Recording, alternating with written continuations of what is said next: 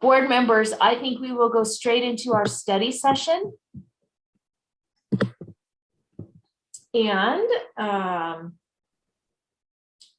did we have a driver? I will be driving. Chair. Yes. Dr. Norman, I just heard that Dr. going to be driving the slide deck. And were you going to say a few things to start us off, to get us going? I am. First of all, I wanted to, I'm Patty Norman, Deputy Superintendent of Student Achievement, and I wanted to thank the board for choosing this as a study session. The reason why I am so thankful is this has been, there's been so much work that has been done. And when I say that this has been something that has unified communities, when this has listened to so many voices and really had that collective wisdom of multiple stakeholder groups and moving things forward and even bringing the entire agency together, this is it. So first of all, we're going to put in the chat box a link to the entire PCBL framework book. You don't have to look at it now, but it's going to be in there as we're moving along. So next slide, please. PCBL aligns directly with the board's strategic plan. In fact, I want to reassure all of you that when we do our work, it does center around the strategic plan. We take what it is that you as board members value, what you put forward, and strategize and put it together so that we're really working towards those goals and initiatives that all directly align with the strategic plan. This one really helps us set the conditions for success when we're talking about personalized learning. And when we talk about personalized teaching and learning, this is where we're going to talk to you about the PCBL, or the Personalized Competency-Based Learning Framework. So our next slide. As we move into the presentation today, the thing that I wanted you to become excited about is you're going to hear from staff, you're going to hear from board members, you're going to hear from educators and administrators in the field that bring something to life. So usually I don't have a lot of animation when I'm on board meetings like this, but I am so excited about what you're going to hear today. I'm excited about the questions, about letting you help inform us with what you still want to know, clear up any misconceptions, move forward in directions that you see are really promising in the practice and what it is that we're doing. Because USBE strategic plan isn't just something that was put on a piece of paper to be dealt with and getting dusty on a shelf. It's actionable. We do stock takes. We do some meetings where we figure out where we're at with this.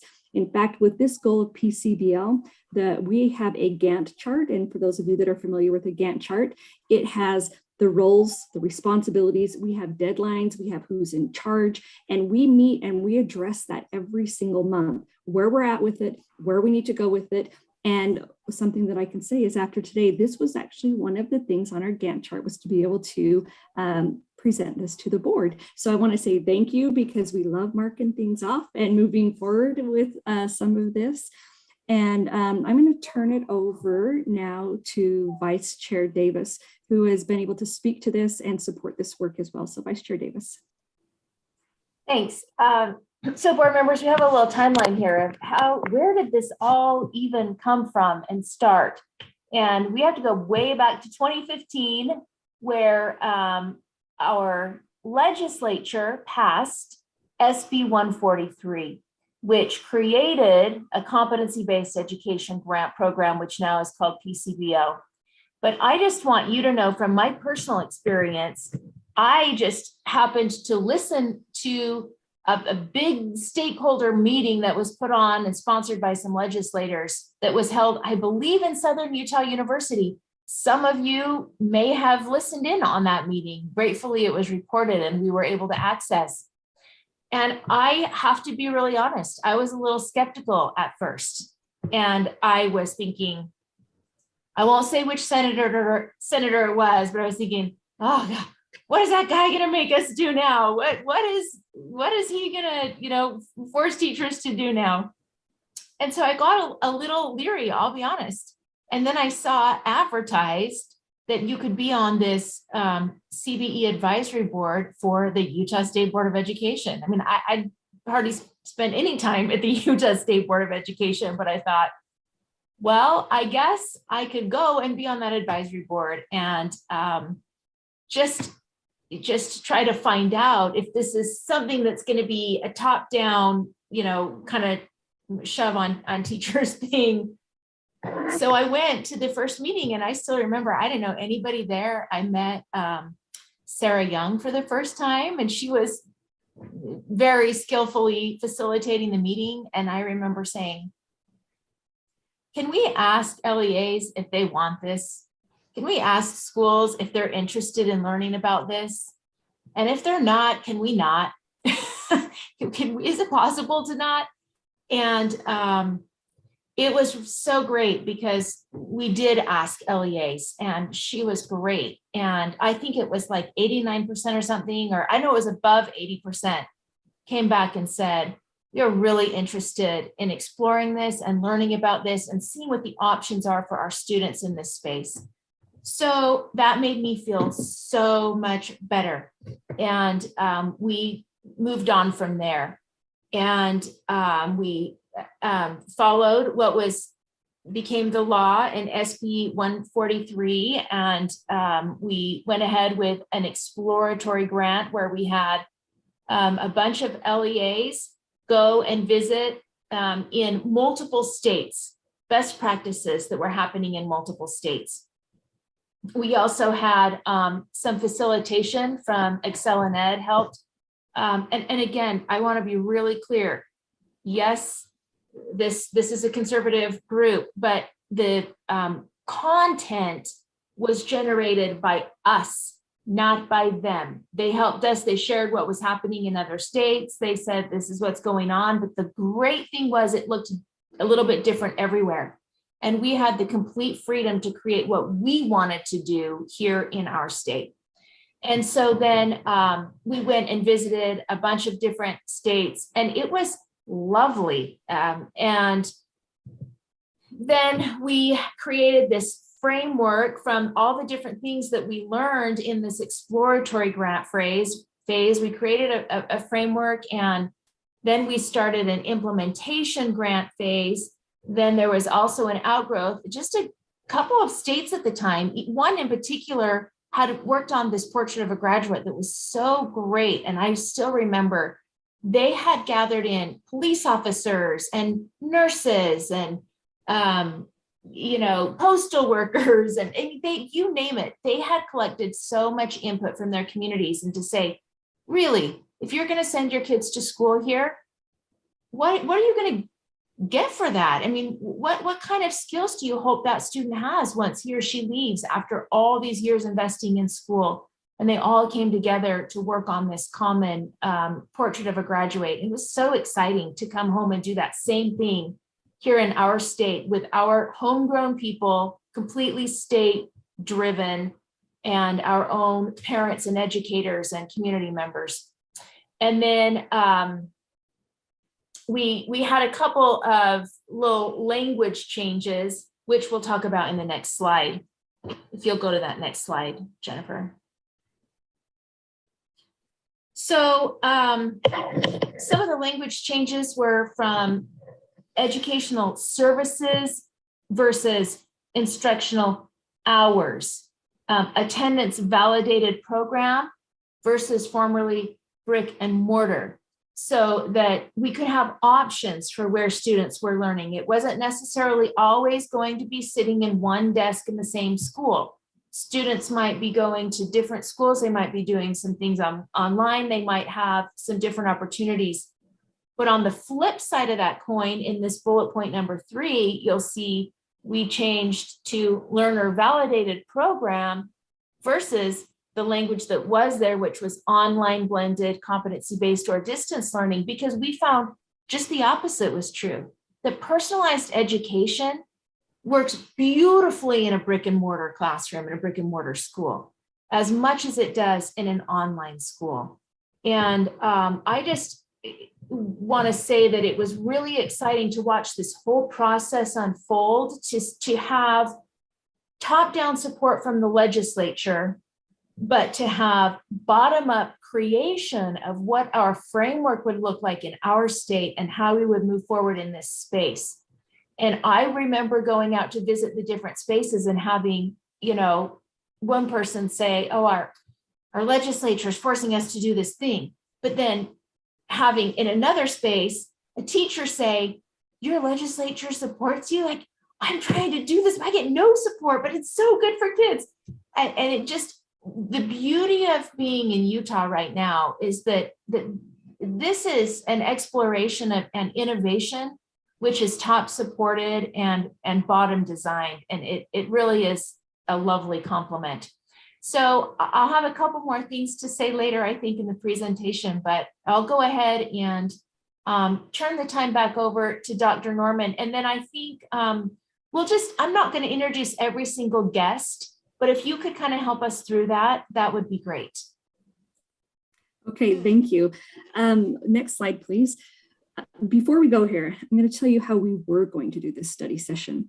There are so many people that are involved in this and excited about this that at the very beginning, we were almost going to have each individual staff member that was involved in it do a slide. So it was going to be like a slide for me and for Darren and for Angie and for Scott, everybody had a slide just because it's just so engaging and to show that involvement. But then we scaled back to be able to say that would probably be more confusing for all of you than not. But just when you see any one person up here, know that they're representing the entire agency, that it's not just the one person speaking that is representing this. So we're going to now turn this time over to Dr. Thronson, and she's going to go through some of the things, but we want you to be thoroughly engaged. So if you have the ability to turn your camera on, it's always good to look into your eyes to see if you are engaged, because almost all of us were educators and we'd like to see the audience and the engagement that's going on so we can see if we're too slow or too fast or how that's going. You're also going to be engaged by participating virtually. And Dr. Thronson is going to give you some more information on how to do that as well. Dr. Thronson. Thank you, Patty. Jennifer Thronson, Director of Teaching and Learning, excited to be here with you today and share what the agency has been working on as well as our schools. We've got some great spotlights coming from our schools, but to start, we kind of wanted to do a pre-assessment to see where you are as board members in this topic. And so we're going to ask you 4 questions to start the day, and then we'll actually review a couple of those questions and have you re-vote later in the session to see if there was some competence or familiarity built through this presentation. So the first question that's going to launch on your screen, hopefully it's showing, is on a scale of 1 to 10, how familiar are you with Utah's Portrait of a Graduate? So like 10, I could tell you all 13 elements, or 5, I'm like, I know most of them, or I know it's mastery and something, and then 0 or 1, I'm not even sure we have one. If you want to start with that one. But there are 4 poll questions, so if you'll just take a moment to vote.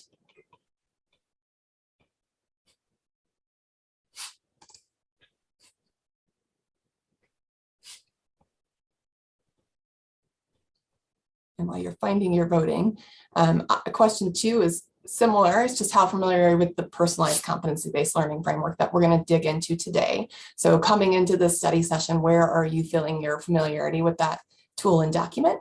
Question 3 is related to how confident are you in identifying how the Portrait of a Graduate and PCBL connect to one another? Like, how do they serve each other? And then question 4 is really around how confident are you in being able to explain one or more of the essential components of the PCBL framework. There are 5, so you might feel comfortable in one of those areas or more than one. And so just putting in your level of confidence. It looks like so far we've got about 8 board members who have voted, so we'll just give another 30 seconds or so, and then I will share the results.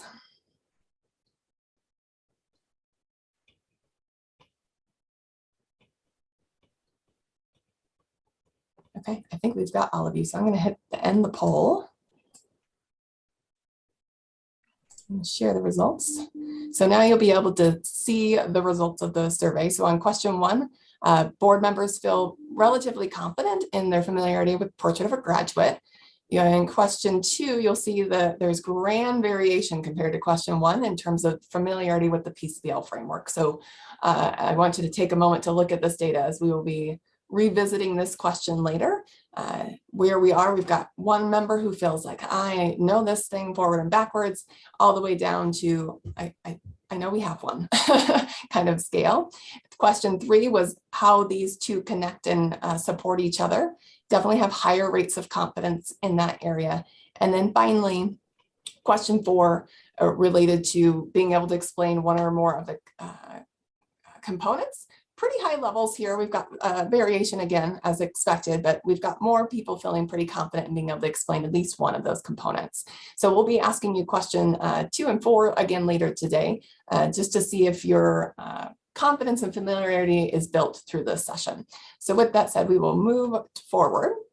And really thinking about and referring back to the connections with Patty and Board Member Davis, this is an agency-wide initiative. As the Director of Teaching and Learning, I just get to represent the team and digging into the components and really building familiarity with the framework, but there's different elements happening across sections. So USBE leadership, whenever Superintendent Dixon is out speaking with leaders and stakeholders, she's referring to the board's Portrait of a Graduate and our PCBL framework. In teaching and learning, we are designing professional learning and supports around the PCBL framework to help build capacity of our educators. We've had agency professional learning going since November, I believe, that will go through June to start building the foundation and shared understanding and language for our staff so that we're consistent and coherent across the agency. They've actually meet every 2 weeks for an hour with each as cohorts, getting deeper into this content. Finance has been supporting the policies and practices related to and helping us with the grants for PCBL. There's been policy changes, as Board Member Davis spoke to, around learner validated systems and the flexibility that we have within board rules with waivers and things. Special education has been reformatting how they do IEP goals to include learner agency and personalization into those goals so that students have opportunities of how they're going to demonstrate their competence. It's really exciting work that they've been working on. Assessment and accountability, they're working on the redesign that we have going around assessment and really thinking about how does accountability change as we start to head towards this personalized competency-based approach. And finally, career and technical education, they've been doing working groups within their staff to build their own capacity, and then they've been doing professional learning with the CTE directors to build their knowledge and understanding of PCBL, high quality instruction, and other components of this framework. So those are just a few samplings of the work that's been happening, and just to highlight that this is an agency-wide effort and that staff across the agency are hard at work. And so digging into the framework, on the very first page of the framework that you have that link for is an image. And what we've done is just kind of zoned out on or zoned in on parts of that image to really dig deeper. So in the very center, the target, if this were a bullseye, is to achieve the board's vision, that we have our students prepared to have post-secondary success through having the knowledge and skills they need to be lifelong learners and engaging civically and being able to lead those meaningful lives. So moving out from there, if that's our vision, how do we achieve that vision and what does it look like to lead a meaningful life? And that's where we want to look at employability. What are some of the things that you need to be successful out in the post-secondary world of careers and college and our efforts beyond the pre-K-12 system? So coming from the Department of Workforce Services website, they have asked employers, what are the things you need in employees in your different spaces? And you can actually sort this by county if you're interested in your local community, but we chose the state of Utah. And you'll note here, there are 5 key areas. One is critical thinking. That's on our Portrait of a Graduate. Active listening and speaking. On Portrait of a Graduate, that's called communication. Reading comprehension goes in our academic mastery section. Monitoring goes in our purpose section around self-reflection and self-assessing and knowing when you need to ask for help and what you know and don't know and being able to kind of navigate unknown spaces. And so those are some of the top 5 skills employers across Utah want. So as you think about leading meaningful lives and being successful beyond pre-K-12, then we think about, well, how are we defining that as an agency? And that really comes with Portrait of a Graduate and the 13 area characteristics that we're looking for our students to demonstrate upon graduation, as well as our P20 competencies and standards that really lay out here what those look like more at the grade level or the grade span level to give more examples to educators of when we say we want kids to be able to communicate. What does that look like in K2 versus 9-12? And really trying to create some examples. So digging in, we've got our Portrait of a Graduate. It's towards achieving the board's vision. And then outside of that is the how. So as we move on, that outer circle with the puzzle pieces are really the parts that have to come together to achieve Portrait of a Graduate, to achieve the vision. So as we look at the 5 components, there are 5 essential components that we've taken from the research literature and looking at what's going well in our schools in terms of where these practices are happening and what are the things that are present and how does the research validate that. So you'll see, starting from the left, you've got culture of learning. That's really, we're going to dig into each one of these on the following slides. So I'm just going to do a really high level overview here. Learner agency, demonstrated competency and assessment, customized supports, and social and emotional learning. So we're going to dig into each one of the 5 and what they actually mean. So as you had conversations in Standards and Assessment Committee this morning, language matters. So we're going to define each of these terms a little more in depth. So to start with, just getting the layout of the framework, when you're looking at page, I think it's like the first real page of the framework, which is breaking down each of these components, you have culture of learning. At the top of each page, you'll have the definition, how that term is defined. And then in the middle section, you'll have the evidence-based practices, like what does the research say works to impact student learning in significant ways. We did set our standard at least a 0.4 effect size or more, which is typically perceived as a year's worth of growth for a year's worth of learning. So you'll see that distinction in those evidence-based practices. Then we have strategies, things that we've seen locally that have really helped to advance these culture of learning aspects in our schools. You'll get to hear about those, some of those examples here today. And then you have the 3 partners playing together. You have educators, students, and families. And it takes all of those partners working together to achieve our personalized competency-based learning framework in order to really produce students who have the knowledge, skills, and dispositions that have been defined in Utah's Portrait of a Graduate. So with that said, just kind of laying out the framework, if you haven't had a lot of exposure, to let you see those different pieces, we're going to jump into a couple of the components next, and then we're going to have one of our schools speak to how they've created a culture of learning and a socially and emotionally appropriate learning environment to really accelerate student learning. So the first one, culture of learning, the big components that you'll see and come out through the definition and the practices is a collective commitment. In each of the schools that have personalized competency-based learning, their teams, their faculty, their staff have dedicated themselves to achieving some purpose. In many of the schools, it's something related to that students will achieve at high levels, each and every student. And so what do we do as a faculty to make that happen? But there's this collective commitment that we are going to do those things. High expectations for each student, for every student, each individual student, and having those high expectations and creating the conditions so that students can achieve. Executing teacher clarity. Teacher clarity is really saying, here's what we're going to learn today. Here's what it looks like to be successful, so that kids are not wondering, where are we going today? But it's really clear and transparent, and students know what success looks like. And then finally, fostering meaningful relationships. We can be masters of our content, but we have to also be masters of relationships. Kids need to know we care. We need to have those positive, meaningful relationships with our students to engage them, as well as our fellow faculty and colleagues, that it's the collective culture that's really important. And the other component that we're going to weave into Timpanogos High's presentation today is around social and emotional learning. So specifically in our framework, there are specific skills that we're looking at. This definition comes from board rules. So we really just took what was already in place and said that's what we mean by social and emotional learning. So for example, set and achieve goals. We want kids to say, here's what I want to do. Here's what it's going to look like to achieve that goal, and then make plans to do so.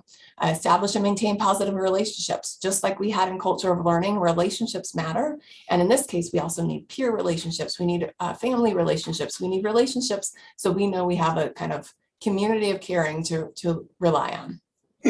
We have to look at our decision making. How do we make responsible decisions? What are the things we have to consider and be mindful of in our communities? So that is kind of just a high level overview of culture of learning and social and emotional learning. You're going to get so much more from our presentation when you hear from the schools. So Principal Joe Jensen from Timpanogos High is here, as well as Brian, one of their ELA teachers, and they're going to describe to you how they've accomplished a culture of learning and social emotional learning faculty, I don't know, principals in their school that have really elevated and accelerated their student learning. They have one of the highest student learning outcomes in their district, while they are also one of the most impacted schools in their district, and they'll talk about those pieces. So with that said, I'd love to turn the time over to Principal Jensen. Him and his team will be speaking for about 10 minutes. There are a number of them here today, so only a couple of them will be speaking, but they wanted to kind of represent that this is about a team, that it takes the collective, not a principal, not a single teacher, but a team. So you're going to see a number of faces here today. Joe, would you like to go ahead and take over, and I will share the resource that you wanted board members to refer to for this portion of the day. Sounds great. Jennifer said she'd share in the comments the link to this one page. That might be helpful as we go through. I just want to start by saying this is absolutely the right target for the state of Utah to be pursuing. It's inspiring. We'll get to kind of why later. But as I talk about learning culture and social emotional wellness, I was thrilled that we got those two things, because I think first and foremost, those things are inextricably connected. If we want kids to be socially and emotionally well, there has to be a learning culture that fosters that. So Rick Dufour, clear back in 2002, as he said, the question facing educational leaders is not, will our school have a culture, but will we make a conscious effort to shape our culture? Then he goes on to talk about how people often talk about building a positive culture or whatever. And he says that building is not the right metaphor, because it's never linear, step-by-step process and it's never finished. The entire quote is at the end of that handout if you want to refer to the entire quote. But they go on to clarify this, and this is at the top left of that one-page handout. It says the more accurate metaphor for the process of shaping culture is not building a building, but cultivating a garden. A garden is nonlinear, with some elements dying out as others are being born. A garden is influenced by both internal and external factors. Its most vital elements occur underground and are not readily visible. More importantly, a garden is fragile and very high maintenance. Even the most flourishing garden will eventually become overgrown if it is not nurtured. And so I did invite my whole team. I wish we had 2 hours and you could hear from every one of them. I really am just the warm-up part of the band for Brian Saxton, who really will give you an essence for what this does for teachers at the classroom level. And if we're not actually influencing that level, then it's not worth our time. But this does have an incredible impact at the classroom level. So I want to, with that intro from Rick Dufour about school culture, many schools for decades have had outstanding positive cultures. But to be clear about what we're talking about today is creating a culture that intentionally accomplishes the targets in Portrait of a Graduate. And I think being intentional about that actually creates the culture that creates social emotional well-being. From a vocabulary standpoint today, at the top between those first two boxes, I put a simple definition of deep learning.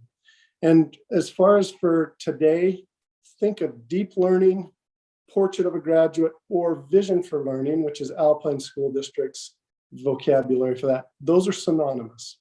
So deep learning, Portrait of a Graduate, or Vision for Learning are synonymous as far as what we talk about today. And if I want to draw your attention to that center graphic, this is basically Alpine's Vision for Learning with the elements of the Portrait of a Graduate overlaid on it. It's almost identical, slightly different vocabulary, but it's incredibly powerful to understand that, wow, this is what really matters in our schools.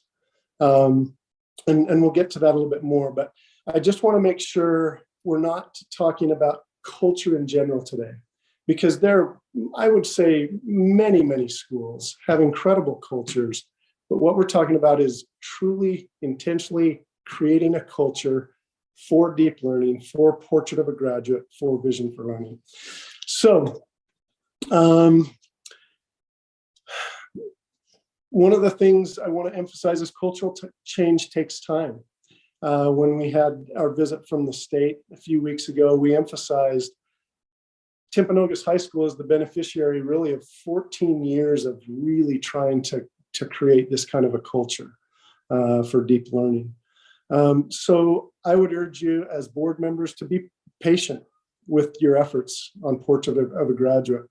It is the right target, but it is going to take time, but it is the right thing to look for in the long run. One of the things that we did, first and foremost at Timpanogos, and this was even before I got there, was to shift our leadership paradigm and co-create a mission and vision and values and goals rather than a principal just saying, this is our mission, vision, values, and goals. We have to move beyond truly the idea of the heroic, charismatic leader to a leader who creates the conditions for the group to lead the group by distributing leadership. Culturally, we've identified 3 main pillars, and you can see those pillars at the bottom: trust, team, and trajectory. There's got to be trust with teachers. We've got to have psychological safety and candor that allows teachers to be real about challenges and successes. We've got to give teachers freedom, permission, and I would say even a step beyond that, the encouragement to take some risks, to do some things to purposely get kids to Portrait of a Graduate. The second part of that is a team. A superintendent or a principal has to own Portrait of a Graduate. It's really hard for a district or a school to truly take on this concept of making Portrait of a Graduate our mission if the leader doesn't own it. That being said, the leader also can't do it alone, which is why I'm so grateful for all my team who's on this call. Literally, they are the ones that are making this happen at Timpanogos. And then last is trajectory. And that's just this idea that we have a clear vision. Our vision is that we are developing those skills and those dispositions on Portrait of a Graduate and those skills. That is our goal. And we use our content, essentials, rich content to get to those things. Now, that being said, it seems like a small semantic shift to say knowledge for skills and dispositions versus knowledge, skills, and dispositions. When we say skills and dispositions really are our goal, it actually changes things significantly. And I don't have time to go into why, but it's really important to be able to think in those terms. And in the process, it actually improves content knowledge. In the bottom left, you can see the academic outcomes at Timpanogos. I didn't realize how tiny it was, so you may have to look at that on a computer and zoom in. But Timpanogos had the highest reading scores in our district, even though we're really tied for second for the lowest at risk or the biggest at risk factors. We also significantly outperform in AP and concurrent enrollment across our district. But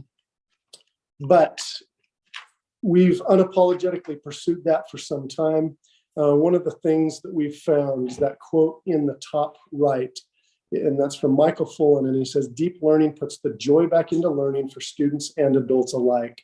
And at this point, I'd like to turn the time to Brian Saxton, who is a classroom teacher, to just talk about what this culture does for students, what it does for him as a teacher, and what it's done for our school as we've really made this our pursuit for five years since we really went after vision for learning, but it's much longer than that with some of those things. So Brian, take it away.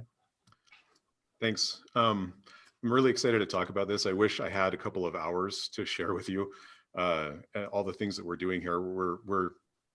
It really does bring the joy back into it and the passion back into it. I'm passionate about English language arts, but I became a teacher because I'm passionate about students and creating a better world. And as Joe was talking about, that trust that we were given gives me the opportunity to be the teacher that I always wanted to be. Gives me the opportunity to, based on the best research I can find and the best practices I can find, take some risks and try some things that I think will be best for my students. And I just really quickly want to say that this Utah PCBL framework is in my 26 years of experience, the finest thing I have ever seen come from the state level to a school. I am really excited about it. Just to give you a quick example of the kind of thing we do, our English 11 team years ago, when we were given this permission and looking at deep learning and what we really wanted from our students, we asked ourselves, what is it that we want most of all from our students? And we had a good long discussion about it. And of course, we want them to be highly competent in language arts. We want them to be great writers and great readers. But what we really wanted was for them to be, well, for them to take responsibility for their own learning. We wanted them to be in charge of their learning so that when they leave us, they will continue to grow and continue to learn and contribute to society. So just as an example of how this works on the classroom level, we set a goal for our first term that students would take responsibility for their own learning, which is a really frightening goal for us because we had no idea how we were going to achieve that. But looking at the skills we wanted them to have and the dispositions we wanted them to have, we realized that they can't take responsibility for their own learning unless we give them some responsibility. So we looked at the way we teach writing, for example, and normally we would teach the principles of writing a good academic essay, and then we have a rubric that we use to grade that essay. And we decided, you know, instead of teaching the essay, we should teach them the rubric. And we started teaching the rubric and then letting the students adjust their writing to meet the rubric. And that worked really well for a while. And then we realized we don't need to teach the rubric, we need them to build the rubric. And so we started giving them examples of writing and having the students determine what is good about this one, what is poor about this one. And they started building the rubric, and then they could assess themselves based on the rubric. They had ownership. And I've realized that as we started going through this process in all of our goals, what we're really doing is giving the students more and more ownership.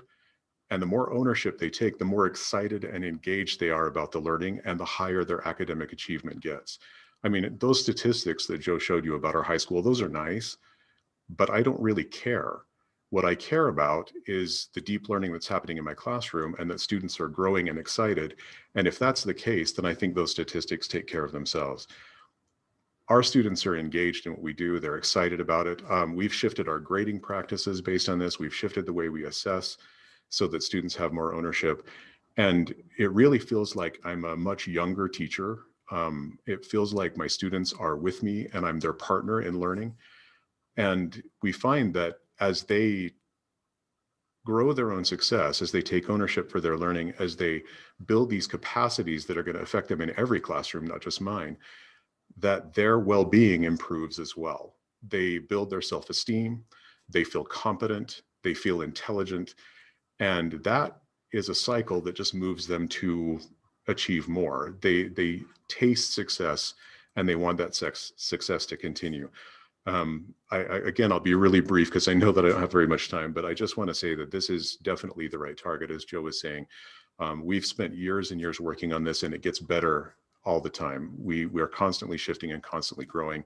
And without this, I feel that we would still be stuck in the same pattern of the way I was taught in high school. So that's the way I think it needs to be. So I'm going to teach my students that same way. And I think this is a real opportunity to build those, as we call them, the 6 C's that are there on the screen, these capacities in our students, while at the same time helping them to achieve very high levels of academic success. Our curriculum is the vehicle we use to get them to that place where they're creative problem solvers, critical thinkers, good collaborators, and especially good citizens with good character. So thank you for listening to me, and I can let you go now. Okay, thank you, Brian. Like I told you, he can say it way better than I can. And to me, it's inspiring to see what teachers get out of this, but even more what students get out of it. So I'll wrap up. In the bottom right-hand corner of that one-page handout, we tried to articulate several of our big takeaways. And these are our big takeaways. One is that we're confident that no school will effectively improve test scores by focusing on test scores. We won't get to authentic equity engagement by focusing on equity and engagement, but a relentless, deliberate, and authentic collaborative focus on Portrait of a Graduate will always result in better test scores, equity, and engagement. The second thing is that a focus on literacy will not always result in the Portrait of a Graduate outcomes, but a focus on Portrait of a Graduate will always result in rich, authentic literacy. But the starting point matters. This vision surrounding Portrait of a Graduate has the potential to frame and inform everything teachers and principals do day to day in ways that will powerfully reshape education in the state of Utah. Number 3, an authentic focus on Portrait of a Graduate truly brings back the joy of learning for students and teachers alike. And I think you just got a taste of that from Mr. Saxton. Portrait of a Graduate is the unifying vision that truly can potentially harness the heart of principals and classroom teachers. But it does have to be framed well by leaders. And no real reform will ever happen without harnessing the heart of our classroom teachers. Number 4, when we truly create a culture that reflects our Portrait of a Graduate, every room becomes a wellness room. And many traditional impediments start to fall away, such as counterproductive grading practices like Brian talked about. Number 5, creating a culture conducive to Portrait of a Graduate must be led well. If superintendents or principals don't truly own this vision and then understand that they can only accomplish it with those closest to the work, it won't succeed. Framing Portrait of a Graduate as a mandate will kill it. Framing it as the vision for why we became educators in the first place has a much better chance at success. And then number 6, Michael Fullen, who's not really one to overstate things, has said that ultimately deep learning, or these outcomes in Portrait of a Graduate, is about the viability of the human race. There's one more that I added that's not on the handout, and that is, and I salute the work that the state is doing. We've met 3 times since Christmas with Michael and Todd and Jennifer's group, and we feel like we have our next steps forward. They've created incredible resources for schools to be able to start to work toward this culture of deep learning. But one thing that I would just advocate for, which I know is already in place, and I salute you for this, but that accountability system, when it aligns with Portrait of a Graduate, that's going to be a significant game changer. Because whether we like it or not, too often accountability systems are what we focus on, and right now it's a very narrow focus. So we're grateful for the work of the USBE. We're grateful to be part of a state that is a pioneer in setting this vision for what public ed must look like as we move forward. Thanks for the work you're doing to support us in accomplishing this. And I think we're definitely out of time, Jennifer. I apologize. We appreciate your inspiration. If any of you are ever feeling down, just go visit Timpanogos High School, just talking with their teachers. I'm sure you listening to Brian and Joe, you're like, I love these people. Like, they're just inspiring educators. And so thankful. If we can just take a moment to recognize their team. I know they were in the waiting room for a bit. So I see Steve's on and Michelle. If you want to just wave so you can like have ownership with that you're with THS. Superintendent Farnsworth from Alpine is here supporting THS. Did you want to say anything, Superintendent? I'd hate to leave you out if you have some words of wisdom you'd like to share. Oh, no words of wisdom, Jennifer. Thank you. Just an exemplary leader there, and Joe Jensen, Dr. Jensen, and his team just do remarkable work. They've aligned with the state, aligned with the district's vision, and they're just exemplary in what they do. And we're grateful to have them in our district and for the state to benefit from learning from them and for our other schools to benefit in learning from them. So thank you for the opportunity to highlight Timpanogos High School. Thank you.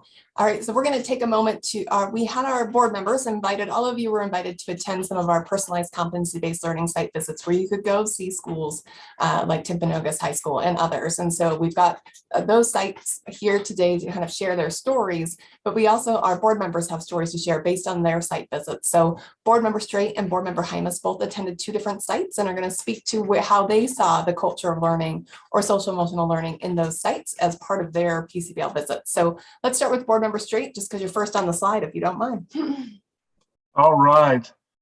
Man, I had my list, I had my notes, and everything's been said. But I have to say something, so I'm going to pull a couple things out here that maybe will be helpful. When I went on the site visit, I decided to stay in and listen to the leadership side of it instead of visiting the classroom. I had some experience with competency-based learning as a teacher, so I wanted to see it from that perspective. But I really came down to three basic things that I wanted to observe. What did I see? What did I think? And what did I feel? So what did I see? One of the most important things that I saw at Timpanogos High School was a commitment to efficacy, to student efficacy, for teacher efficacy, and for leadership efficacy. At all levels of the school, there is ownership of what is going on. One of the things that I noticed that was a little bit different than my experience is oftentimes our collaboration is with teachers who teach the same subject, or they teach a like subject. What I saw at Timpanogos High School was a little bit unique in the sense that they had come to an understanding how collaboration works in an entire school across disciplines. And that was really important to see. What did I think? Well, initially I was really focused on that portrait of a graduate. How does this link up with the PCBL? And the handout they gave us really emphasized that. So I'm not going to talk much about that. How did I feel? I felt exhilarated. I felt exhilarated by the power of a community. And when I talk about a community, it goes deep into not just the present, but into the past. It was unique that the former principal was there. He spoke to it. They had longevity in their leadership. They had maintained a consistent and focused direction in what they were trying to accomplish. And so what you saw in those handouts did not take place this year. It did not take place last year. It has taken place over time. And truly, they have developed a community of learners. And so that's really where I felt it. That this was a group of people really, truly engaged collaboratively and collectively for the benefit of the students at Timpanogos High School. Thank you. Thank you. And Board Member Hymas, if you want to speak next. Yeah, I had the privilege to head to the JUAB Junior High, the home of the WASPs. I thought it was fantastic. Honestly, though, I was kind of a skeptic going in. Anybody who's worked in a junior high knows that it can go wherever, right? And so I thought, good luck pulling this off. I just am curious. I didn't know if it would go good or bad. Again, just going in, I thought whatever comes of this is going to be great. And it was fantastic. I was able to, as I went and visited the various rooms, subjects, students, I was impressed on how well the teachers were handling things. The students were engaged with what was going on. Now, mind you, I've been in education a long time. They were probably queued up. In fact, I asked one set of students in a math class, I said, "Did you expect me to be here today?" And they said, "Yes." And I said, "Perfect." And then I asked them some more questions. But again, knowing junior high students, that's still a gamble, right? They're not going to put on a show for anybody. Junior high students are going to do what junior high students do. And they had done such a great job there. The culture of learning was fantastic.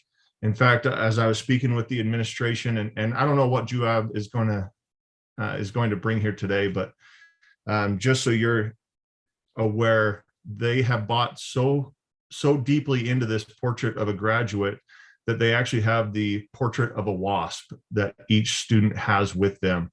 And so just very impressed with my visit there. They have really embraced this. They are all in, and I have seen some good things happen in that visit. So I'm excited to see what happens in the future. but overall, a great experience. Thank you. Thank you, Board Member Hymas. And we are actually headed into listening a little bit more from JUAB. So it's a perfect segue. We've got learner agency next. And so one of the things besides having the POG focus in JUAB is also this, they incorporate many of the components from the PCBL framework to achieve their Portrait of a WASP at JUAB Junior, for example, and really using the principles in PCBL to be the bridge to achieving Portrait of a Graduate, whatever that framework looks like in their community. So specifically for learner agency, just the high level introduction, this also has goal setting, having kids know what we're trying to achieve, having them set their own personal goals and measure their success towards those goals and ask for help or go deeper as they need to. Having choice in their learning pathways, you're going to see in JUAB, they not only have choice for their students in their learning pathways, but they also offer choice to their teachers in the professional learning pathways that they offer. So they've given them choice in what professional learning they want to engage in based on their actual needs. It's a really exceptional model that I think you'll appreciate. Voice in how to demonstrate competency. So instead of saying you have to write this 5-page essay, they might say you can give an oral presentation, you can make a recording, lots of different ways for kids to demonstrate their competence, depending on what the competency is. And then finally, self-assessment.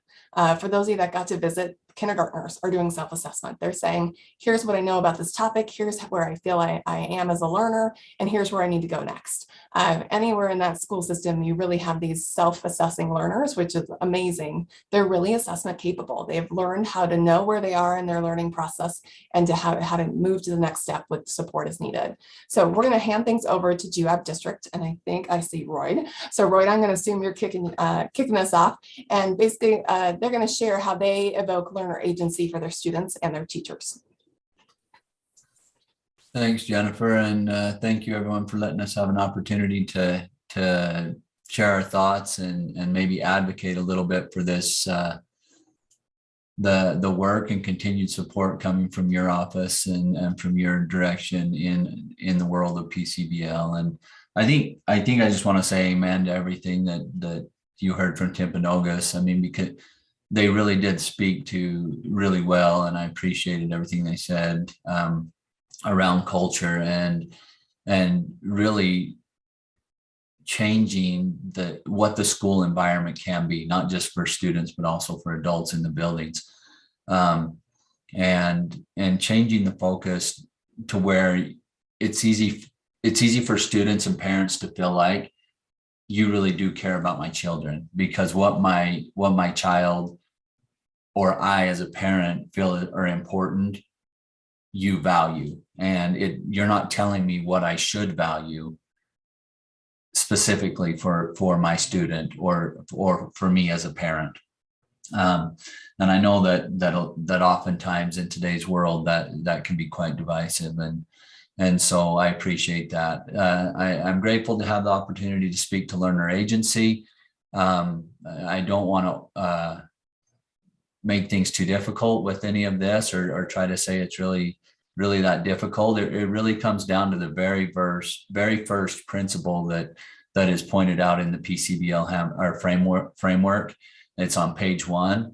And I oftentimes, I know we're talking about the different components, but I'm going to come back and say, for me and in our journey and in all the conversations I ever had or about PCBL or personalized learning, it really comes back to just quality instruction, quality learning, quality environment in the classroom.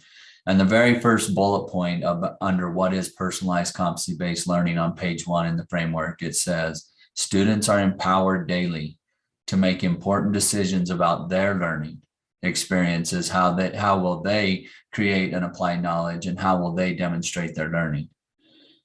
Nothing in that statement said anything about what teachers will do or what teachers should do.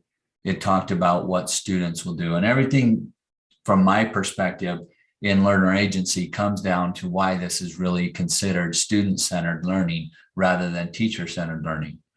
And education traditionally has fallen more into the teacher-centered learning kind of domain. And that's really daunting for teachers. That puts all the pressure of the classroom on their shoulders. And that's really difficult. The high school teacher, right? You heard from one, a language arts teacher. I'm sure that teacher probably is responsible from anywhere from 180, but probably more realistically 220 individuals, young people. And to say, hey, as a teacher, I need you to meet every one of these students' needs, and that's your responsibility. That would be overwhelming, and is overwhelming. And being able to pull back a little bit and say, wait, if you'll partner with students and help students and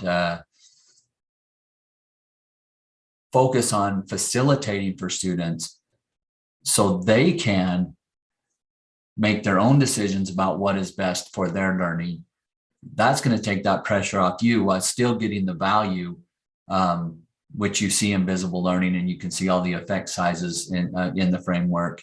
But doing that is one thing that we've really focused on. We want this to be student-centered, and being student-centered means that we have to change our role from teachers, where we are the gatekeepers of learning and knowledge, to facilitators of learning and knowledge. And what is the essential learning and knowledge that we want students to really walk out of the classroom with? And that's where our focus on A Portrait of a Graduate really started. And in Joab School District, we went through that work with our community starting back in 2015, 2016, developing our Portrait of a Graduate. And it really has become our North Star. And those skills and disposition, knowledge, skills, and dispositions that our community developed really came back and shone a really bright light on our school system to say, look, yes, we want our students to be able to pass a test score, but do you know how little of importance we put on that compared to our students being able to really be quality members of society and be loved and be taken care of and to grow and to learn to love to learn and learn to love to learn.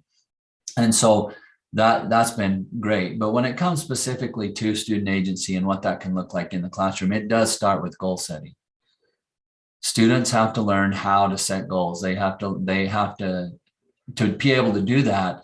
That's where your framework comes in, and that's where your Portrait of a Graduate comes in. It provides those guardrails and says, okay, we do have a common expectation, but within that common expectation, there's a million different ways for each student to engage that expectation. In the classroom, we can have a standard scope and sequence. I know oftentimes when I talk or visit with people and they hear personalized learning, their mind automatically goes to a place where it's just a free-for-all in the building, that everyone is learning in a million different learning pathways.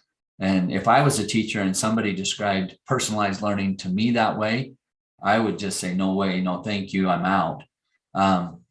But that's not, that could be a definition of it. But the reality is that in most classrooms, there is a standard scope and sequence, just like in a traditional classroom. But how, rather than the teacher determining every aspect of lesson planning and what every student needs and how to assess, the students become partners in that. And learning agency really focuses in heavily on students being able to make choices around student choice. You should see that. How are they engaging their learning? Student voice. Are they able to articulate or speak up to what their needs are? And that speaks a little bit, well, not a little bit, a lot to dispositions that you're trying to develop with students, because if a student can't advocate for themselves, then they don't and they won't start to recognize and look for the things that they need. But in developing the skill of advocating for themselves, a self-awareness, and a culture that supports students that are self-aware, that's where then you have to give them a venue for their voice to be able to come out, and them to be able to say, hey, for me, this is what I need. Pace, place, and path, those are all other components that you can utilize in this idea of learner agency.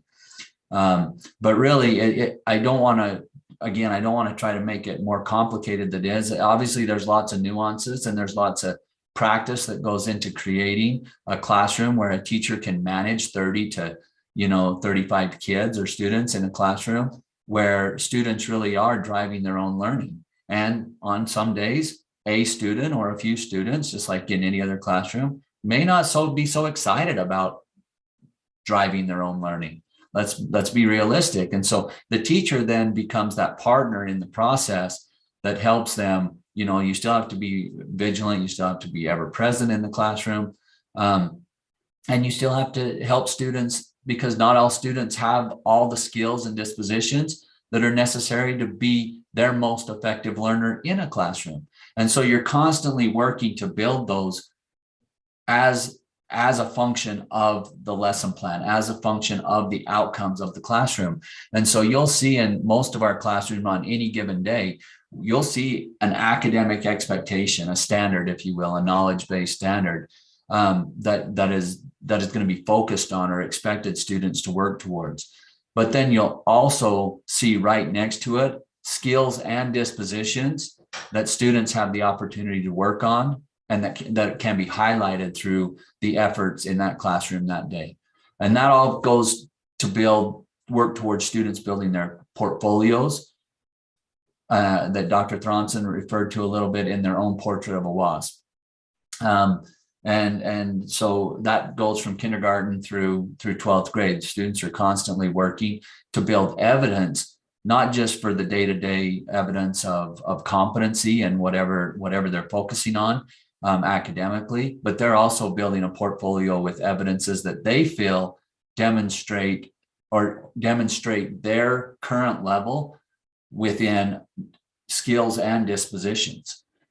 Because we expect them to focus on those with the same amount of effort that they're focusing on their academic standards. And so they've kind of all just kind of seamlessly threaded together. And that's something that we focus on daily in the classroom. To help get us to that spot in our journey in JUAB, one of the kind of pivotal pieces that we focused on was we have to make sure that we're modeling this from the top down throughout, from our school board clear down to our teachers in the classroom. Because how can we ask them to create these environments of learning in their classrooms if we're not allowing that same type of culture of learning and culture of agency and personalization in our district? And so from the very beginning, one of the things that we felt was really important is that in our efforts that are ongoing to build our teachers' capacity and to improve our teachers' impact and effectiveness in the classroom and in the school, we created personalized learning paths for our teachers. And when I say we created, what I mean by that is, as a district, we created a mechanism and a model that they could then create their own pathways as they were working in their buildings with their principals. And it's become a job embedded work, and it's through the work of micro-credentials. And so just like with our students, where our students can come in and say, hey, this is how I want to access this learning. These are the things I'm going to choose to do today because these are the choices I have, or something that I want to create on my own. Our teachers have that same opportunity to build themselves and develop themselves based on what their personal needs are. Sometimes that's built in collaborative effort with their principal. Maybe it is an area that the principal is recognized and says, hey, this is an area I can see some growth is needed.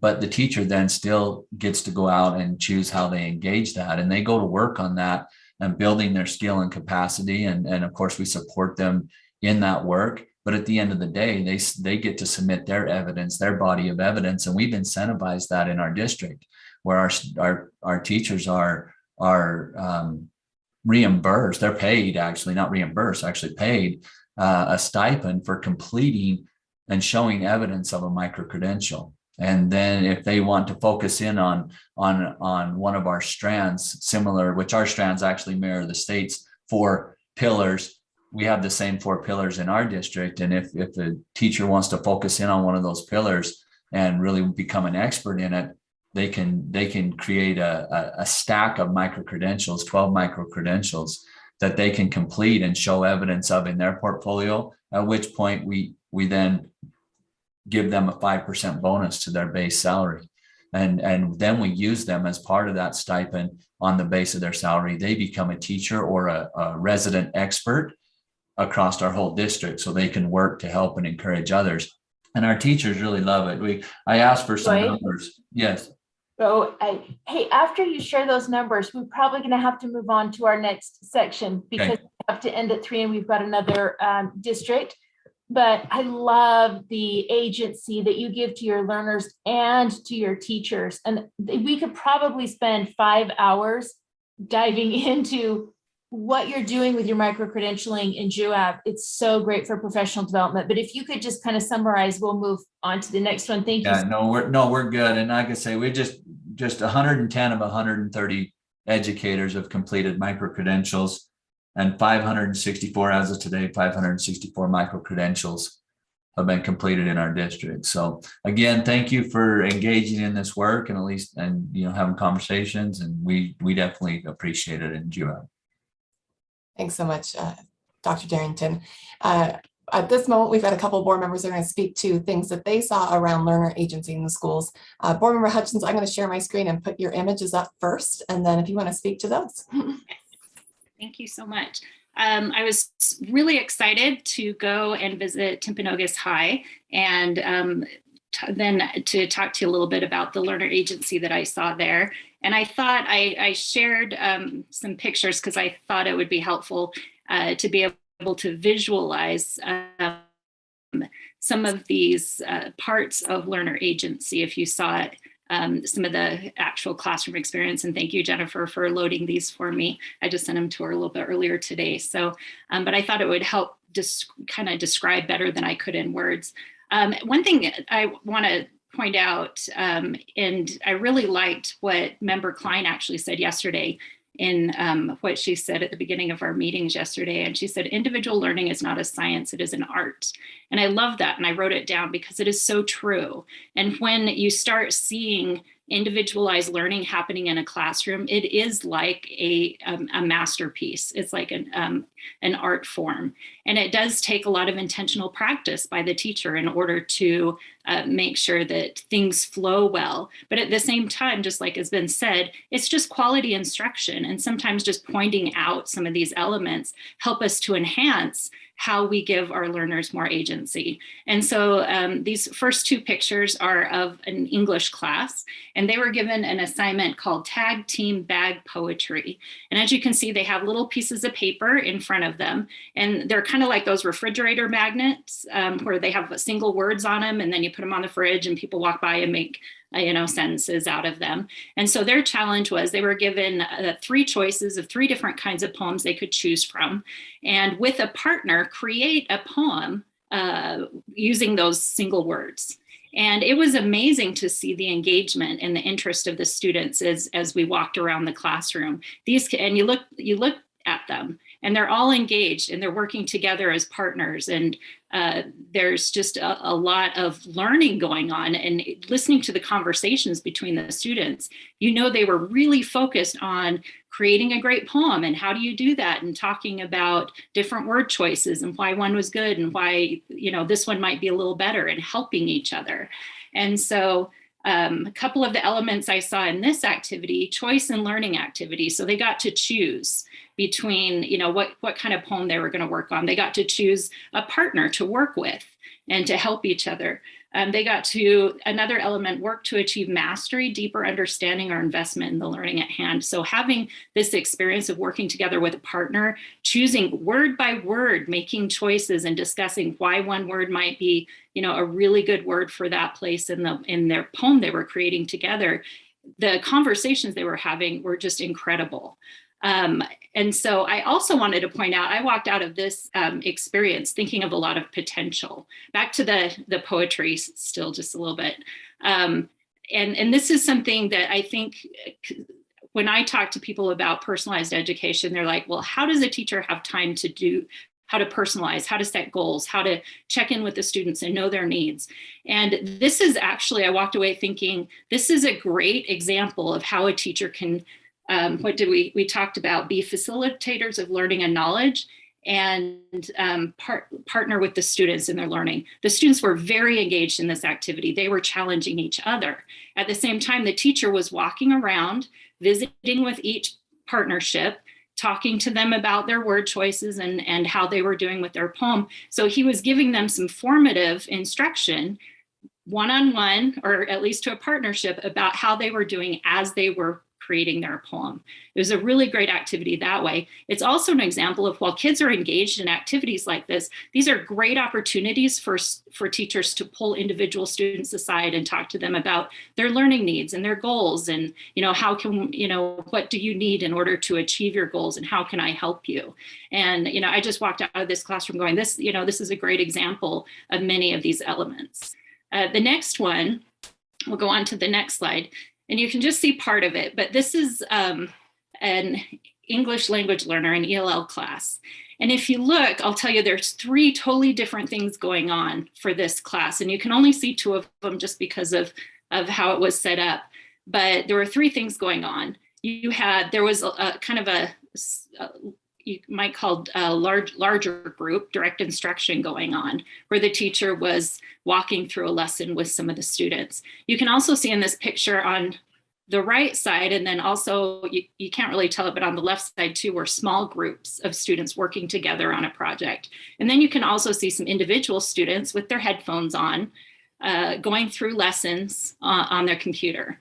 And so this is a really good example of how the differentiation of instruction, depending on where the student was and what their needs are. In talking to them, this class, kids spoke different languages and had varying degrees of competency in English. And so how do you accommodate that in a single classroom? Well, you divide up and have different kinds of instruction going on.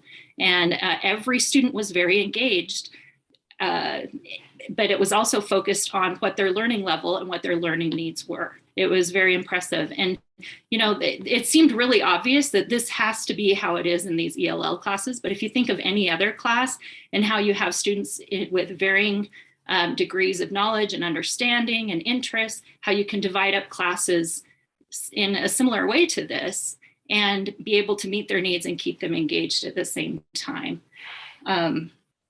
So this goes to multiple pathways, focusing on student choice and interest, learning environments that optimize motivation and engagement. And so the last one, and these were some really great engagement posters that one of the teachers at the school created, and you saw them in different classrooms of the school. And we were able to talk to the art teacher who made these. And it goes to, in learner agency, use self-talk, mood management, persistence, or self-reinforcement to achieve a particular goal. And many of their classes start with looking at these posters and having the students self-identify what their engagement level was that day. How do they feel, what are they bringing to class? And one of the things I really appreciated was how it really clarifies different levels of engagement. So a student can look at these 6 different levels and understand and take responsibility for how they're participating and engaging in class, and maybe even set a goal. Well, this is how I'm feeling today. I'm going to be a level up tomorrow, or I'm going to stretch myself today because I'm really just feeling like I'm a 3, but I'm going to really try to be a 4 today. And it really goes to the learner taking responsibility for their own learning, and to stretch themselves and to start with where they are and to grow from there. And so I thought those were some really great examples that I saw at Timpanogos High that I wanted to share. Thank you, Board Member Hutchins. Board Member Davis, you also were going to speak to the learner agency. Yeah, my visit was to Mona Elementary School. I also went to Timpanogos and found it fabulous, but I'm going to speak a little about Mona today. And my comments actually go back to when we were first investigating this, and we went to Kettle Moraine, Wisconsin. And I was so fascinated at how much voice and choice this district had added into their schooling. And they brought students and sat them in a line. And there was one student from grades 1 to grade 12. And they all sat on stools in the line. And this huge group of visitors asked them questions. And one of the questions was, well, if you're helping to drive and set your goals with your teacher, but really driving, what you need to do, how do you know when you're ready to move on to the next learning target? And one of the students said, when I feel secure and confident in my learning, that's what tells me I'm ready for the next step. This student was in fourth grade. And I was blown away at the ownership that she had in her own learning. And I thought it would be so cool to see this in Utah. And fast forward these years later, however many years it's been, 6, I walk into Mona Elementary School and there it is. It was so exciting. Those kids were really setting, they wear t-shirts on the back that say goal getters. And they are really driving their learning and taking ownership of it and partnering with the teacher. It was very exciting. I worried when I first started studying this that kids were going to be on computers all day, quite frankly. It was a worry of mine. When I went and visited Lindsay School District in Lindsay, California, I asked the students specifically, how much time do you guys spend on machines? And high school said less than an hour and a half a day. And elementary kids said less than an hour a day. Really surprised me because sometimes people say they're going to be on screens all day. When I went to Mona Elementary School, these kids are taught by teachers all day, 30 minutes for math and 30 minutes for literacy. They do have an opportunity if they choose to use the computer to help drive their personalized learning goals so they can excel. They're not stuck in a factory model being taught to the middle all day, but it's not like they're on a machine all day either. It was very, very thoughtfully done. And it's just exciting. I'm going to stop there because we don't have time for any more. We'll have to go to the next person. Thanks. Thank you. All right, and for sake of time, I'm not going to explain what these demonstrated competency and assessment nor customized supports are, because I really want to leave the time for Principal Sanju from Washington Field. So Bob, if you want to speak to how your school, along with Shalene and Jessica that are here to support that team, really executes a plan that provides the customized supports that Board Member Hutchings was even speaking to in her presentation, and uses that demonstration of competence to kind of make your decision. So Bob, I'm going to hand it over to you if he's available. I know he had some issues. So Shalene or Jessica, if you have to step in, let me know. Oh, No, there you are, I'm Bob. here. You're here. Perfect. Hey, it's great to be here. It's really an honor to be here with the State Board of Education and just share the work that we're engaged in at Washington Fields Intermediate School. And I appreciate the courageous direction and leadership Dr. Thronson and Dr. Dixon provide. They're just innovative and just so supportive at finding ways to get better. Portrait of a Graduate is a perfect example, and of course the PCBL framework. So thank you for that. And also board members, honestly, thank you for your passion around schools and learning. It's inspiring to listen to you talk about your visits and how knowledgeable you are about these processes. So thank you for that. We're a brand new school. We've been in existence for 3 years. I was at the district level for 6 years and just felt this urge to get back to the school and get back with kids and really roll my sleeves up and do this work that's so meaningful. So I asked our school board, I asked our superintendent if I could be reassigned as the principal of our brand new intermediate school, with the expectation that we're going to do things the right way, not the way that things maybe have always been done, some of our antiquated practices, but instead just do things the right way. What research tells us is the right thing. And so with that being said, as we opened the school, we recognize, number one, that there's a big difference between teaching and learning. And we were going to have our focus on learning, not only for the students, but for the teachers as well, the educators in the building as well. Teaching is important, but learning is critical as we go through this process. So that's an absolute focus for us as a school. And then we also had to recognize the difference between culture and structure.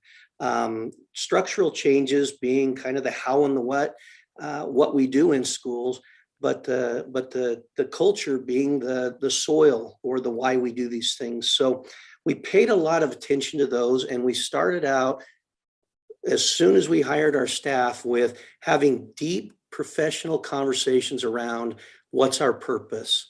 I'm in no way diminishing a mission statement or anything like that, but we had to get clear on what our purpose was as a school. And as we discussed this deeply, we arrived on the purpose that we have to create the conditions, the systems, the beliefs to ensure that every one of our students learns at high levels.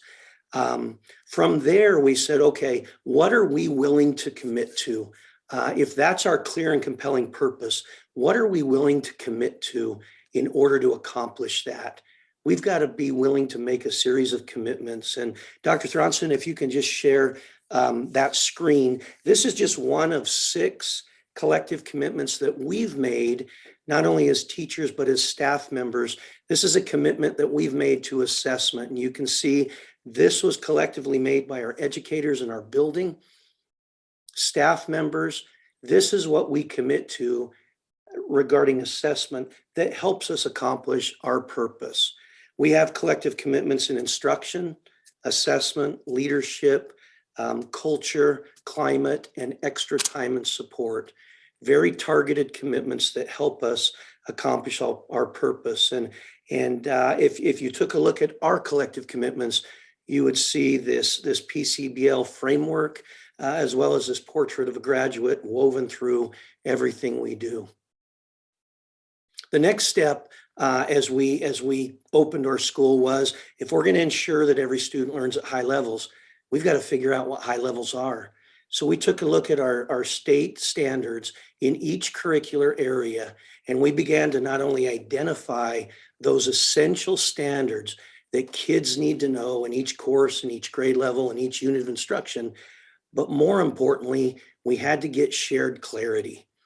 We had to get shared clarity on the standards, so we were looking at it the same way as professionals, and that we knew what proficiency looked like when we saw it. So research tells us that doing assignments to chase points, to chase a letter, isn't the best thing for students. And so instead, we had to clearly define what proficiency looked like in each of these standards and each of these skills. And once we were able to articulate that, that was literally a springboard for us moving into student self-assessment, learner agency, building these proficiency rubrics that allow us to have students view learning as a progression and not necessarily as right or wrong, black or white. It also allowed us to provide opportunities for the students to monitor their own learning. It's pretty empowering when you can see an 11-year-old or a 12-year-old articulate exactly where they are in their progression of learning regarding a standard, where they're at and why they're there, and then where they're going and what they need to do to get there. So that allowed us to, like I said, a springboard into some wonderful research-based practices. Next, from there, we utilize, of course, as was said earlier by Joe, collaborative teams are just critical, foundational to the work that we do at Washington Fields. But we utilize formative assessments to answer 3 questions. So when we give an assessment as a team and we get the results, we as teams look at that and we say, okay, first, who's proficient according to what we had described as proficient, who needs extra time and support, and then which teaching practices elicited the best results. This is not a condemnation of a teacher, but we're actually removing the practice from the teacher, and we're looking at the practice to see how well our students responded to each of those practices. This is the best in-house professional learning that we've ever had, because we're using data to give us information regarding student learning and best practices. Finally, we have extra time and support, and we've got 56 identified areas where we know students can struggle, and we've got extra time and support in each of these areas. So it's not optional. If you're going to learn in the school, you're going to learn. We're clearly defining proficiency, and then we've got these extra time and supports in place.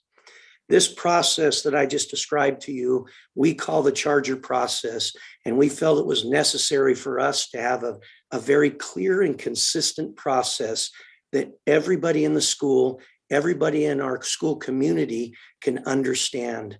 So PE teachers, health teachers, parents, students, everybody understands this process.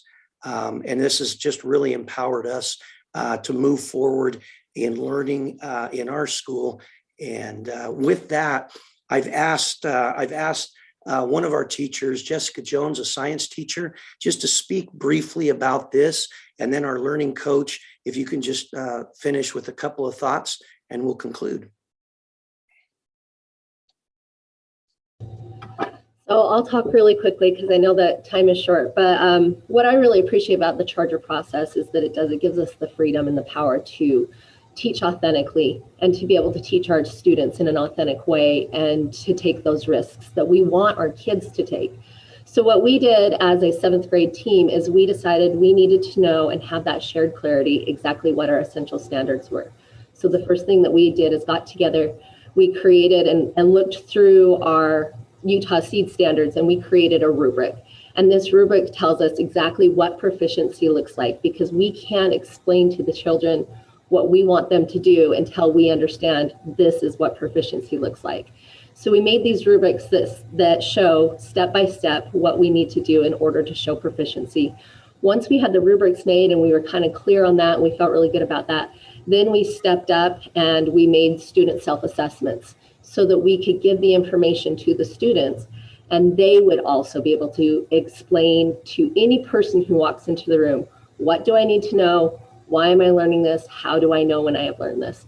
So they have these rubrics so that if anybody walks in and asks them any of those 3 questions, they should be able to articulate what they are learning and why they're learning it and how they're going to know when they have learned it. And they will be able to do it by looking at these rubrics and looking at their self-assessments and being able to monitor their learning as they move through the unit. And once we were done with that, we felt like things were going really well. We wanted to make sure, though, that we were on target. So we invited in our peers from 4 other intermediate schools in the area to see if they wanted to join us in making these rubrics. And we spent a summer redefining what proficiency looked like and just really focusing it in, getting super specific on each topic, and having all those outside ideas from these other teachers really got us to the very most important parts of the learning standards. And we've been able to see some really high success. Now that we have those proficiency rubrics, and now that we have the self-assessments, we've been moving on to making some, we call them benchmark assessments, but basically assessments so that across the board, across our district, we can have shared clarity on what proficiency looks like in 7th grade science, so that every student who leaves 7th grade science has the same learning standards and the same high levels of learning. So that's kind of our process and what we went through. Okay, and I'm just going to quickly say how I can support that as a learning coach. We in our district, we have learning coaches in every single one of our schools, which I think is very helpful. And so I'm going to just hold this up. This is like my cheat sheet. And if you'll notice, all my papers are laminated. Okay, just so I'm still in that teacher mode. But I can also like write on these and show people. So I have that, and I take these around. I've got, I know these are hard to see, but we've got some lists about how you can effectively collaborate that I will use. And then I also have all of our collective commitments that I carry around with me. So that as I talk to teachers, as I talk to teams, I can reference everything that we do in our school. And it's kind of referencing back to Principal Jensen, where we have to create those conditions to keep our culture going and moving. It's not something that's stagnant, and that's kind of how I do that. And then speaking specifically to Science 7, one of the teachers that I work really closely with is an Apple. So he's working, he's teaching on while he is getting his credentials. So he's never been in a classroom before. And so I work really hard to try to support their team and support him at the same time while we're all working together and trying to get all of this embedded into job practices where we're focusing on that student learning, where we're collaborating, we're using each other, and we're building the capacity of all of our teachers at the same time to help ultimately improve and make student learning something that our students are excited and engaged in. So that's kind of where I fit in that picture.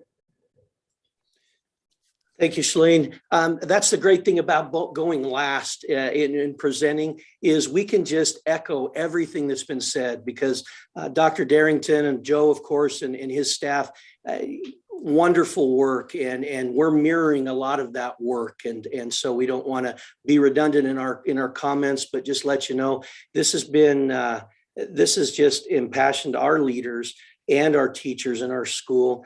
And if you look at the work of John Hattie and effect size, which was referenced earlier, teacher clarity, targeted feedback, response to intervention, providing targeted intervention, and teacher efficacy are the top, they're in the top 6 of 256 things that impact a student's learning. And we feel like we're working hard and hitting these marks as we create this personalized model for students to learn. So thank you. Thank you, Bob. I appreciate it. And Shailene and Jessica for sharing your story at Washington Fields. If you haven't made it down there, you will ask the kids, like, how is this different for you? And they will tell you, many of them will say, I am less stressed. And to have a kid say that is just so powerful that because they know what it looks like, what success is, and they know that there'll be support when they need it. It's just so awesome. So if you haven't been able to visit the school yet, I would highly recommend it. Vice Chair Davis, with our time, we did have Board Member Booth who was going to share his experience and then a few wrap-up slides, but I want to respect the board and let you tell us what you would like. I think we will go until 3:20 and we will respect, since we don't have an action item, if board members do need to drop off, we understand. But I will be here until 3:20. I'd love to hear what Board Member Booth has to say, and then I'd love to hear the board members' input at the end. But I think we'll need to quickly get to that point where board members can express, and then I think we will end a hard stop at 3:20. Sounds great. Board Member Booth, I'm going to hand it to you to share your experience related to customized supports and demonstrated competency. Thank you very much. It's been a thrill today to just hear from the schools that I wasn't able to visit. I was lucky enough to be able to visit Timpanogos High School, and I was so impressed as I arrived. I thought I had actually arrived in Camelot because everybody was just speaking in such glowing terms of life here at Timpanogos, and I thought, are you kidding me? Can this be for real? As I sat there for 20 minutes and then an hour and then an hour and a half, it was true. Everyone that spoke, whether it was a parent, a student, teachers from many different silos, principals, counselors, everyone was committed to our students. It wasn't, this is my choral student, this is my English student, this is my, no, these are our students. And as leaders of learning, it was very clear that all of those individuals that we were experiencing were committed to our students. They valued each learner and they valued each supporter of learning, from the bus driver to the secretary in the front office to the individual teachers. The choral teacher was talking about the math teacher and how much they valued the instruction that their students were having as they went from classroom to classroom, from teacher to teacher. The individual student was really being celebrated. Their vision was, of course, we learn not for school, but for life. And I am so thrilled with what I was able to observe in the personalized quality of the instruction and of the total academic and educational journey that students there are experiencing. And it appears from the reports we've heard today that same personalized experience is being had across the state in some excellent schools, whether it's Washington Fields or Mona Elementary, Timpanogos. We really are fortunate to be in the middle of this highly front of the pack kind of discovery process of how 21st century students can succeed and be valued personally in their growth. And I'm thrilled to be a part of it and take my hat off to Dr. Thronson and her team at USBE and each of the teams in our individual LEAs and individual schools who are making this happen for students. Thank you very much. Thank you, Board Member Booth. And just to kind of wrap up, we're going to re-poll you on those couple of polls. So I'm going to see if I can reset it and see if it'll work. Relaunch. You can ignore whichever questions you want, but ultimately we're looking to see if our capacity has grown, specifically on question 2 and question 4. So if you want to retake those polls real quick, that would be awesome. And I'm going to move to the next thing so that we can keep going and multitask as educators do, just to wrap up with some of the things that we are doing and to be able to hear your voices around what other ways the board might want to engage. So efforts in the agency, we have our PCBL grants that are going out here shortly to help incentivize LEAs who want to do this work and either coming into the grant or continuing to sustain their efforts. We've got professional learning, both agency-wide as well as coming up for our LEAs in school. In fact, Bob is actually one of the presenters for Culture of Learning in April. If you want to see Bob and learn more about his school story and what that looks like, he will be running a session for us. Collaborative efforts within our I can't get this to, sorry, I'm trying to choose this. Within our higher education, we're talking about what are the skills, knowledge, and dispositions that we need to start building in teacher preparation as we see the system kind of transform towards PCBL. How do we make sure that our incoming educators have some of these knowledge, skills, and dispositions to facilitate these types of learning processes? And then finally, our innovation zones. Those are our PCBL site visits. We would encourage any of you who would like to join us. We're going to set some up for April and May. Additional site visits to these schools for board members who haven't had a chance, as well as our superintendents of our LEAs. They are super interested in seeing what this looks like in practice. So we will share that information with you shortly. I'm going to end the poll because most of you have voted, just so you can kind of see the results. You can scroll through those quickly. You will see lots of improvement, actually. So good job, board members. You're feeling more confident or more familiar, at least. And our Chair Davis, I will hand things off to you to wrap up the presentation.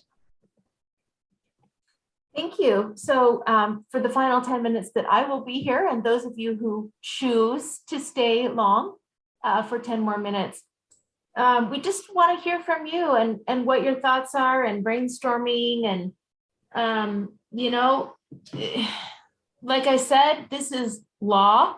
This isn't our state code. It started as law, which we are law-abiding citizens, but we're also, we've learned a lot about it, and we've sort of become to a point where we understand that students really are at the center of this learning, and not every kind of instruction or learning point is going to fit every student. So, you know, what steps do we take to move forward in portrait of the graduate and in personalized competency-based learning? This is brainstorming. So I'm just going to take some notes and listen to all of you, or questions, or whatever you choose. Board Member Straight. Yeah, so I noticed on the legislative priorities that this was not funded for any more grants, and I don't think you necessarily need a grant to move it forward, or do you? That's a question that I don't know the answer to, whether you need funding to move this forward or not. May I respond to that, Board Member Davis? Yes, let me answer really fast, and if you feel like we need more, you can. We had a grant, an exploratory grant, where we sent schools out to learn, and then there was an implementation grant where schools had money to implement. And now, Dr. Thronson, you can tell us where we're at. Is this going to catch fire and happen on its own, or will we need some funding to help schools with some implementation?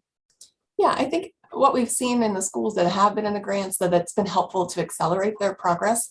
But it's also at that point when you start saying, what are we about? What do we want learning to look like? You start changing what you're currently doing, and you replace those behaviors with the new ones. And so professional learning and efforts that maybe you were doing at one point change to professional learning efforts in a different place. And so we're not in a deep desire that we need a lot of money to do this. It's getting people to think differently, and then through their acting differently, they can use their current funds to replace their previous behaviors as they move into the new fund. So there are some systems pieces that we've noticed in our participating grants that are helpful, like building dashboards that can handle a more competency-based system than what they currently have, things like that. But in general, a lot of it's a replacement behavior for the new behavior. Thank you. Board Member Hymas. So funding is one thing I'm writing down. Do we have someone taking notes so I don't have to take? Not that I'm not willing, but I'm afraid I'm going to miss something. Board Member Hymas. Yeah, I'm just wondering, how are we getting these experiences, these positive experiences out to the other LEAs who are more hesitant, who are wondering how this will work, if this will work? Is there something that we're doing already or that we need to do more as a board? Yes, so right now what we've done so far is we have been sharing a lot of professional learning opportunities through our different listservs. So the curriculum directors have gotten, and the LEA heads have gotten many emails from me over the last little while with a lot of professional learning opportunities to build their capacity at the local level. Additionally, we met with the superintendents in February, shared the new framework, got them excited, and their biggest requests were, can you take us on visits to see it? And how about some videos of what it looks like in practice, so that you don't have to take everyone on the visit, but that we can at least have some videos that teachers and communities can watch to see what it looks like in practice. So we have a lot going, and we'll continue to kind of offer those efforts to allow personalization, so people are picking their pathway in. We conducted a needs assessment with LEAs that were interested in kind of advancing this work and have built professional learning opportunities based on that needs assessment to start moving in this direction with our LEAs. Thank you. Board Member Cannon. And Vice Chair, do you mind if I pile on Dr. Thronson before you move on to Board Member Cannon? Sure.